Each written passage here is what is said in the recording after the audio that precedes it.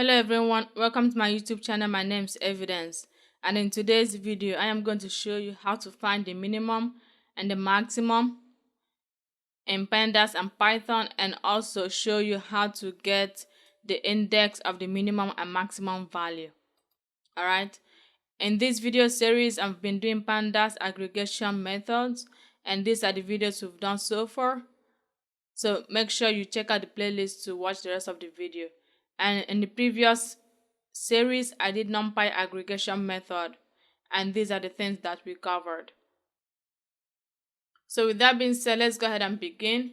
So df.head to get a preview of our data frame. This is wine consumption data set for US population, and to get the mean in Pandas you just do df.mean, and this will give you the minimum value for every single column in your data frame. All right, so how do you get the minimum in regular Python? You do something as simple as mean parenthesis df. Now if we just pass in df, I'm going to show you what happens. It's gonna just give you the column name or beverages, which I think is funny. But so if you're using the Python minimum function, make sure that you specify a column to do the minimum function on. So in this case we'll do all beverages, and as you can see it gives us 0.97, which is the same information that we got here using Pandas. Now how do you find the index that has the minimum value in using Pandas, and how do you do the same thing using regular Python? Well, using Pandas you use something that called id max or id min. To do this you simply do df.idx min in this situation because we are dealing with minimum, and then it will give us this value. So basically it gives us the index that has the minimum value, okay, over the requested axis.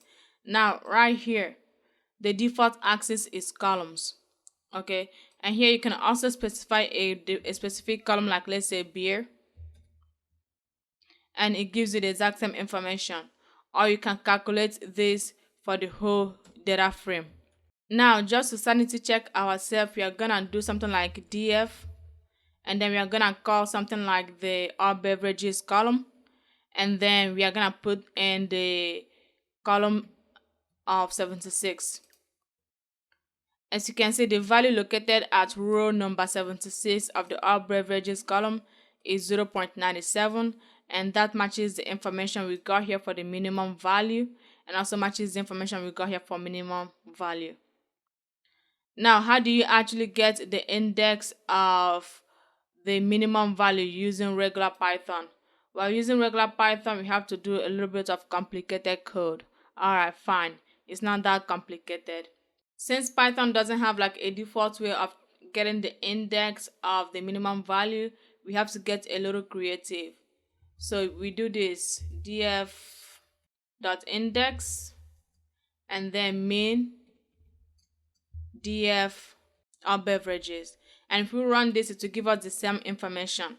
Okay, so basically what we are doing with this code right here, we are saying we take the all beverages column and turn it into a list. Now the Python list function has a built-in method called index.index. So take this column and turn it into a list, and then do .index method, and we want to find the index of the value that corresponds to the minimum value. So give us the minimum value from this column, and that value give us the index. So that's this complicated code right here, and this is how to do it using regular Python. Now between using regular Python and using regular Pandas, which one is actually faster? I like to do this just for fun, so we can just do something like time it or time. And alright, so basically I got all the code we've written so far, and we're just gonna time it just for fun. And as you can see right here, this is using the Pandas min function to get the minimum for our beverages. It's about 472 microseconds. But doing the same thing using the Python built-in minimum function, it's about 72 microseconds. Using the Pandas IDX min function, it's about 410 microseconds versus using this method and using the regular Python built-in function, it's 102 microseconds. Now, I just do this for fun, don't pay attention to this. Obviously, Pandas is a little bit better because we have a little bit more control and we can get the information we need for every single column at a time, for every single column at once, instead of doing it individually like this. But if you really care about speed that much in the microseconds, this is that information for you. Another advantage that Pandas has over regular Python in this situation is being able to do row-wise operation. So the default df.min is a column-wise operation. Okay, so if I go ahead and do this, if I go ahead here and do the x6 equal to 0, you see that we get the exact same information. That's because this is the default. Now, to get the minimum for every single row, you change the axis from 0 to 1. It's really that simple. Now you have the minimum for every single row. So that is how you do minimum calculations, and the same principle applies to maximum. So to get the maximum using Pandas, you just do df.max, and we have the maximum for every single row, for every single column. You do maximum in Python, you do max, and again, if you pass in a data frame, it's gonna be weird. So you need to pass in, it's just giving you the column name, which is funny. So you have to pass in a particular column. In this case, let's just use our beverages, and you can see the information is the same thing that we got using regular Pandas. And also we can we can do row wise operation in this. So we can do df.max, and then we do axis equal to 1 to get the maximum for every single row. And of course, in this situation, because of the nature of our data frame, the maximum for every single row is gonna be the year column. So to get the index is similar. You do df.idx max, and it gives you, for every single column, it gives you the row that has the maximum value. So if we go here and do, for example, df beer, and then put in 29, right? So right here, this is telling us that the maximum value for the beer column is located at row number 29. If we go and run this, the value is 1.39, and if we scroll back up, and you can see 1.39 is the maximum value for the beer column.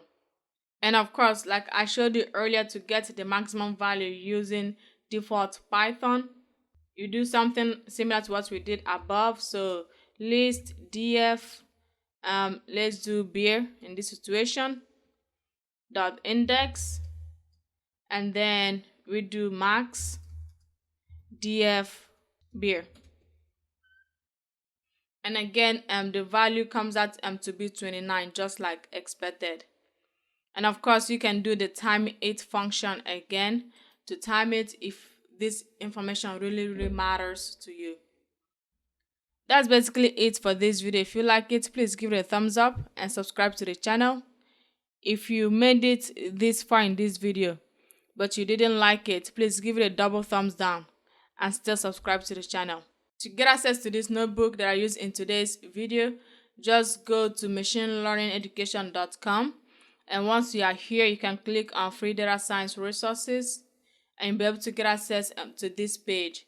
And from here, you can get access to my data science tutorial notebooks, and that is machinelearningeducation.com/free. I create a lot of YouTube videos and blogs and I end up with a lot of Python tutorial notebooks, and I just find it easy and more straightforward to take all my notebooks and put it in one platform. That is why I created machinelearningeducation.com/free, and here you can get access to my notebooks. And also you can find me online at evidencen.com. This is my primary website where I create my data science blog posts, and as time goes by I'm going to add more stuff to my data science blog posts. And you can also click on free data science resources and you'll be able to get access to this page. That's it for this video.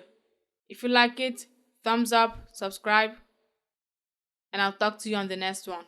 Bye.